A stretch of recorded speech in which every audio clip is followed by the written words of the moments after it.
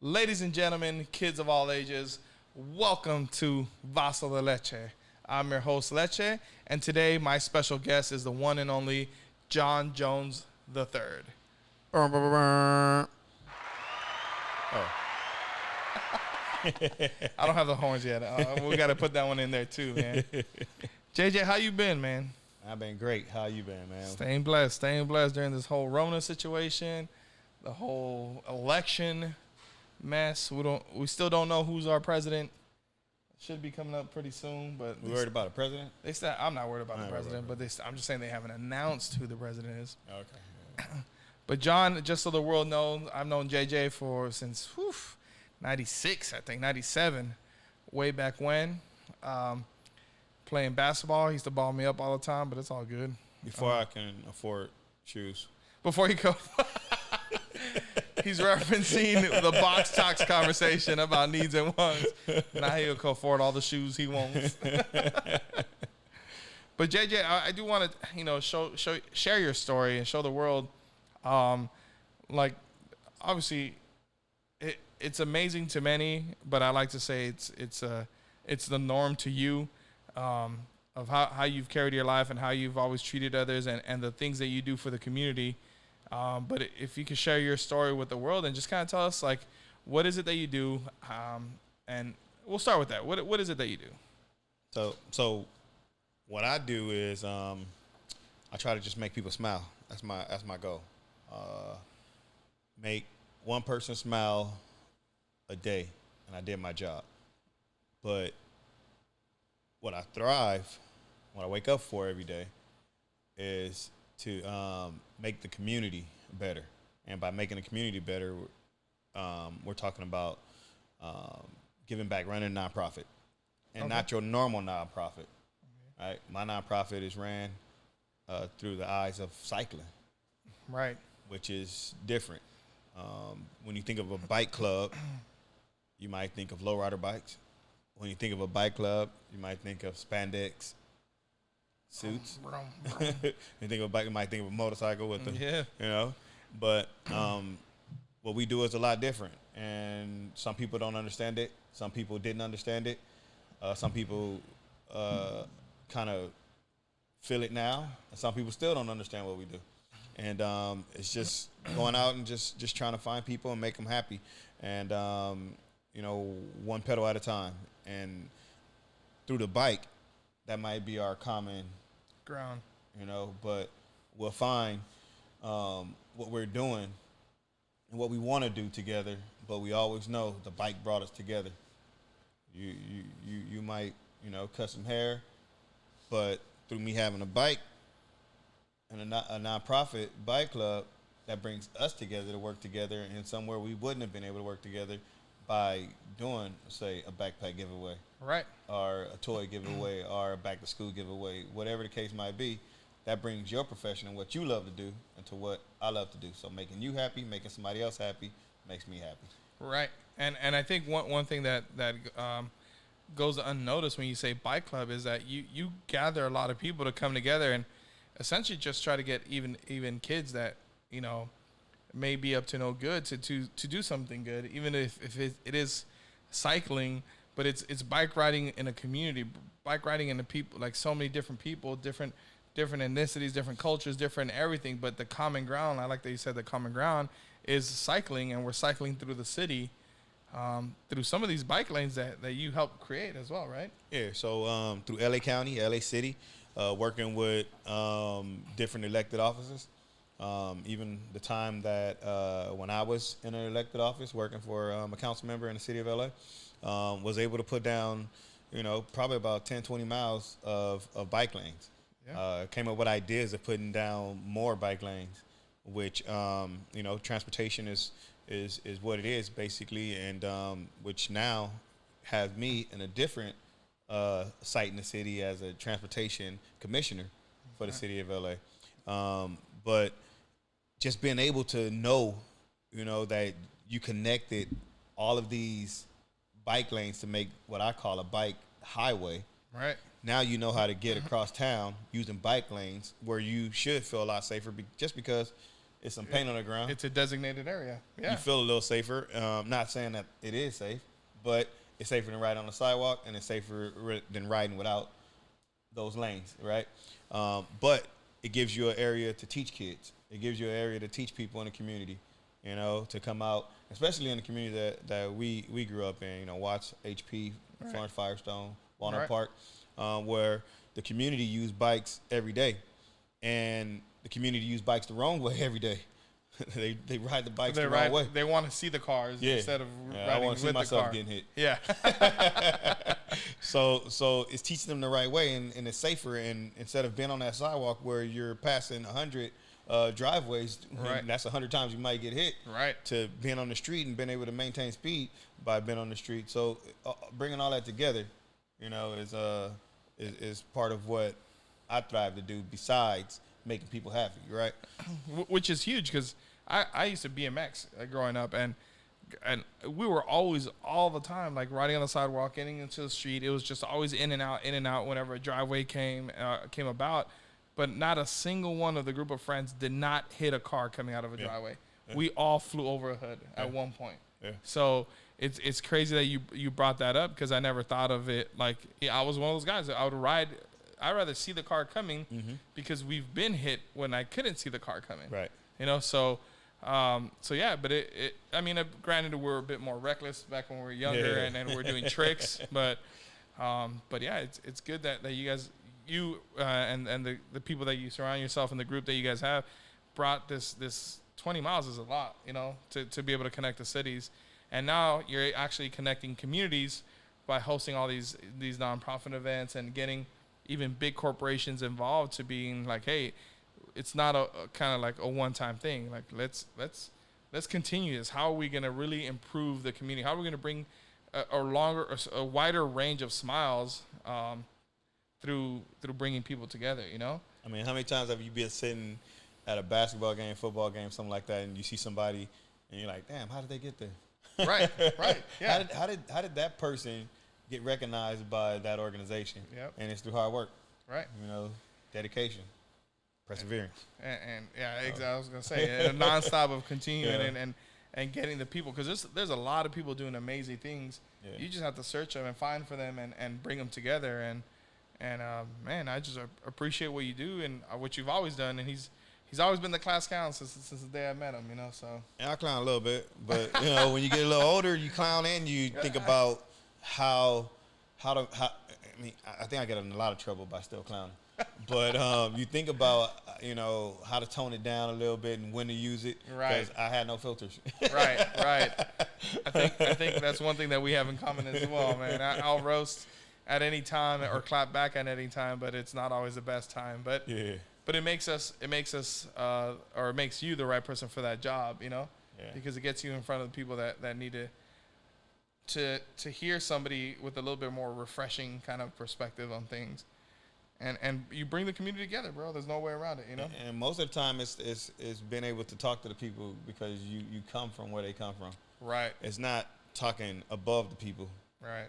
It's not even talking at the people. Or based on what you read about the people. Right. It's like firsthand, this is what we need in this community. This is what I'm listening to you. Right.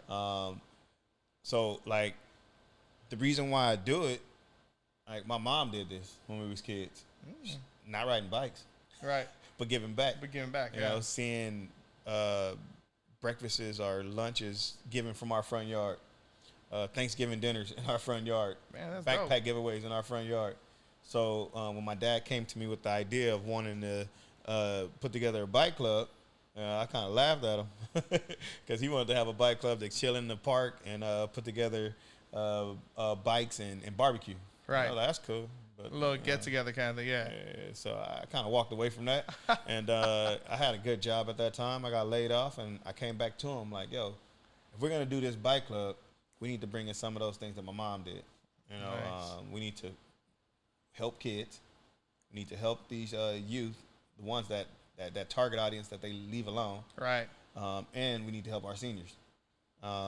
My father's ex-gang member, so I'm like, yo, you know, that's good. You have that voice. You know who we need to talk to. You know where we need to go. So you know, and the rest is history. You know, it's like we continue to keep our values, know what we got into this for. We didn't get into it to show off bikes, which my father wanted to do. Right. We didn't get into it to be a part of a bike life, which, you know, we kind of incorporate into. Like, all the other bike clubs look at us like we're crazy because we're not doing that. We're not going to bike shows. Right. We might put on a bike show, but we're not going to bike shows. I'd rather be feeding people Yeah. than putting on a bike show.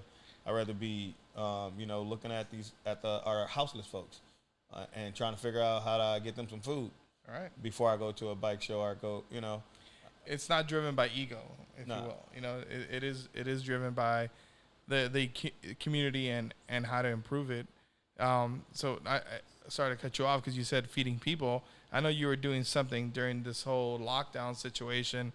What was the total count that you guys had? And we fed over 110,000 people in 6 months. So 110,000 people in 6 months, every morning. Monday through Friday. Monday through Friday. And then lunch. As well. When you was doing it, you hyped up and you don't recognize. But now we sit back and we look at it because we're looking at wanting to bring it back because this pandemic is not going anywhere anytime soon. It might come back and again. People are hungry. We want to do it again, and it's like, shit, how do we even start? Yeah, how do we do this? And it was only not too long ago. But it's crazy when you find that reason to do something. There's no amount of energy, time, or anything that you would do to get it done. And yeah, looking back at it, that is a lot of people, man. A lot of pancake mix. A lot of shout out to Chris. So, you know, so what is? I don't even think we've said the name of your nonprofit. What is the name of the nonprofit? Oh yeah, well, you know, sometimes you forget about that when you get into telling the goodness of Eastside Riders Bike Club. You know, Eastside Rider Bike Club. He's repping the sweater. Pick up your merch, esrbc.org /shop. Yeah. Get Shout out to my merch team. Yeah, and he has nice, comfortable sweaters. Winter's coming, so get on those sweaters and you get a taste of winter this weekend. Yeah, 95 degrees. You're gonna have winter. summer the next couple of days. Then it's gonna be winter. Oh my God, SoCal. California. You gotta love SoCal. No, yeah. But what's in the future? Like, what do you have coming up? The future is bright. And what we want to do is we want to open up 2 more locations. First of all, we got 6 locations throughout the United States. Beautiful. We got Detroit, we got Louisiana, Indianapolis, Ohio, Tennessee, and California, right? But we want to open up a few more locations here in California. One in Gardena, Okay. One in Compton. We want to look at some of our friends down in the Inland Empire, Okay. do something down there. And of course, we want to go back home, try to do something in HP, right? Oh, okay. So we're trying to just keep the footprint and meet the kids where they at. The other part is we want to get more involved in, you know, the whole cycling transportation thing, you know, throughout the county. Big county race. And when we're talking politics right now, a big county race for a supervisor, and it means a lot because the supervisor in our area has a whole lot of power. Okay. We thinking about the mayor or the council members having power. Supervisor has a whole lot of power. Okay. And especially the supervisor that's in the area that we grew up in, and we're advocating to have these bike lanes in. Okay. That district, Supervisor 2, has a lot of power. Holly Mitchell, who just won, now you got 5 women supervisors for the first time in the history Beautiful. of LA County, right? That's going to be crazy. Let's get them there. Give them their props. Holly Mitchell, who just won, I mean, she's thinking of ways to do things, right? And I think that it's going to be a great relationship working with her department and to get things done over the next 4 years. We're going to see some improvements. But just trying to get kids, you know, and families on bikes, you know, off these streets and teaching them the right way. We run a program every day now since we stopped feeding, every day we run a program. It's called Ride with John. Yes, Ride with me. Merchandise coming soon. But Ride with John, and that's bringing. We started with 3 kids, man. Yeah. We seen as much as 31 people today. Beautiful. 31. They had about 15 kids, and the moms and dads are coming out with them. So that's something that you see. You know, we're getting these kids away from the computers. Right. They're at Zoom now all day. They're on their phones all day. We're bringing them out for an hour and a half, teaching them bicycle safety, basically doing PE with them. Same thing, you go run 5 miles in PE, you're going to ride 5 laps around the parking lot. Right. Then you're going to go ride through the park. Then if you know, later on, if we think you're good, we're going to take you on the streets. We want to get you those safe cycling skills before we take you on the street. Right, right. And it's even promoting exercise, you know? Exercise. We do live in a obese community, so. Yeah, asthma. You know, we're trying to get it. We're hitting them where they don't know. Right. You know, and then and making it fun. Making it fun. Right. All on bikes, and that attention, seeing that, you know, Nike wanted a piece of it. Right. Yeah. So they donated money to us. We got our normal sponsors of Grow at Annenberg that gives us money to do what we do, and then the Play Equity Fund and LA '84. We get money from the '84 Olympics. They still got money. It was good times back then. They still got money, and they giving us money to do what we're doing in the community. And huge shout out to all the sponsors and all the donate. You know, like it makes such a world. I've been in his events. He's always invited me, and thank you for that. And you just see that, you see them light up. You see them do, like, exactly. I've seen kids that you could tell they're really into the computers and very, you know, soft spoken and introverts. But you start talking to them through a haircut, and then they come to life, and you can see the impact that it makes just by giving them acknowledgement, certificates, you know, obviously the backpacks and extra sponsorships, shoes and food and everything. But they just leave feeling a different type of way, and we end up feeling a different type of way. And you never know who's that touching. I mean, I want to be a gang member. Right. I didn't care about anything else. I wanted to be a gang member. Right. 12 years old, met a deputy sheriff. Changed my life. Right. You know, off of just the interaction. A good just acknowledgement of somebody just kind of saying, hey, man, there's more to it than what you're subjected to. And at 12 years old, these wasn't, I mean, you think cops are bad now. 12, there wasn't body cameras back then. It was just hands on bodies. But you seen a good one that seen good in the community, seen good kids that just needed a way, gave us that opportunity and changed our lives for the best. Shout out Deputy Ortega. Hey, shout out, yes, definitely. I'm just gonna try to give him we're gonna give him the and the magical moments. Yeah, making magic out here. Yeah, for sure. I mean, it's such game changers too. So what is well, I was gonna say what's the next event, but who knows when people will see this. But how is one way that they can contact you if they want to even volunteer, be a sponsor, or donate, or what's the best way to contact you? I mean, always hit our website up, esrbc.org. You can. So it's esrbc.org. Okay. Eastside Riders Bike Club. Remember that, and then just take the acronyms, right. and there you go. There you go. You can do that. You can also hit us on any of our social medias. Okay. We got 3 people on our social media team that looks at those and get back to you within a couple of minutes. And you can also just email me directly, John, JOHN.Jones, JONES, II for the third. You said II, that's only 2 though. II. Oh, I. My bad. So at esrbc.org. You know what I'm saying? So John Jones, 3 I's at esrbc.com. .org. Yeah, we're org. Damn, even on the emails? Yeah, that's email. nice. That's yeah, nice. Yeah. That's nice. We're trying to,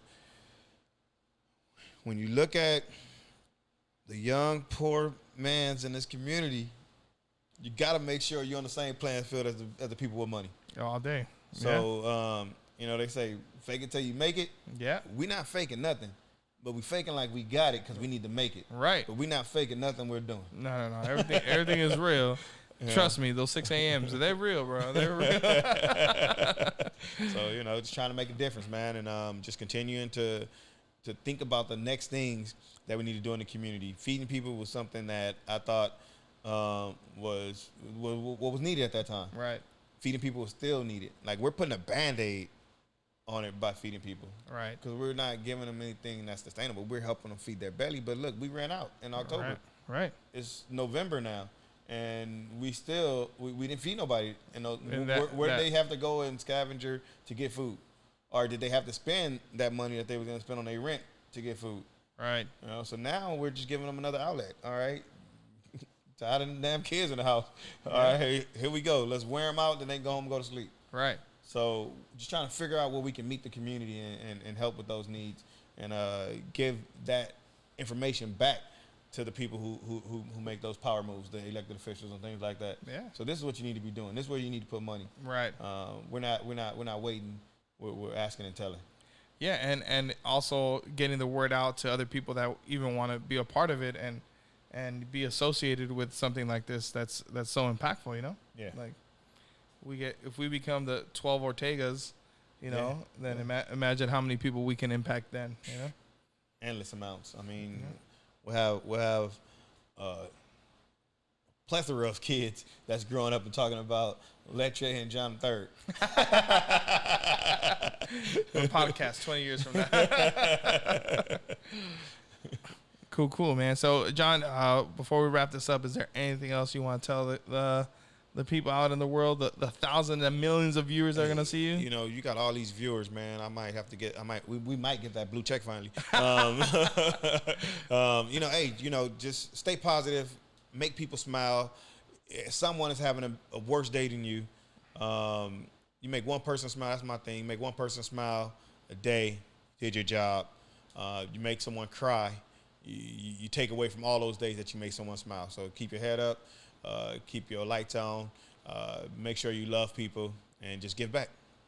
Amen. And now you guys know why JJ is my boy right here. Appreciate you coming out, man. Yes, sir. And these cheers, man.